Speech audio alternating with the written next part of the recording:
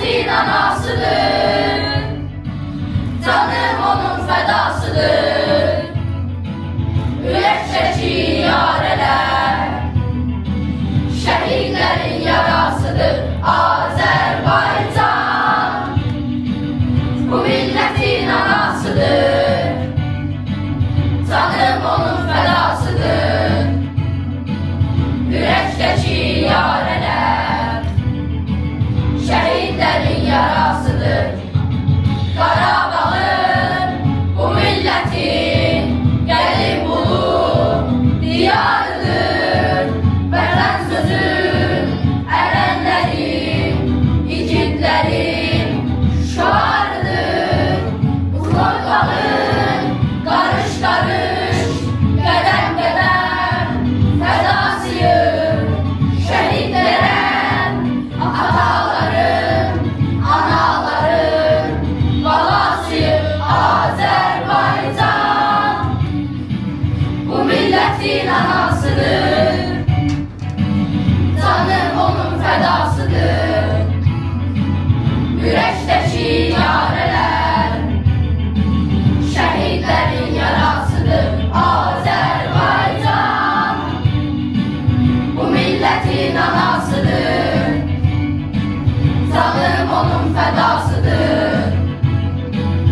Ürəkdəki yareler şehitlerin yarasıdır.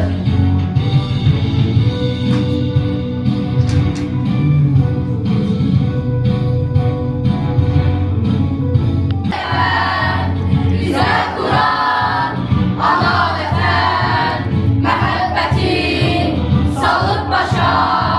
O gün bugün değil bu hal. Vətən yaşa, vətən yaşa. Azerbaycan bu milletin anasıdır. Canım onun fedasıdır. Ürəkdəki yareler şehitlerin yarasıdır. Azerbaycan bu milletin anasıdır. Canım onun fedasıdır. Ürəkdəki yareler şehitlerin yarasıdır. Ey əsgərim, səfərbər ol, bugün zəfər zamanıdır. Parlayın, vətən bizim, bugün zəfər zamanıdır.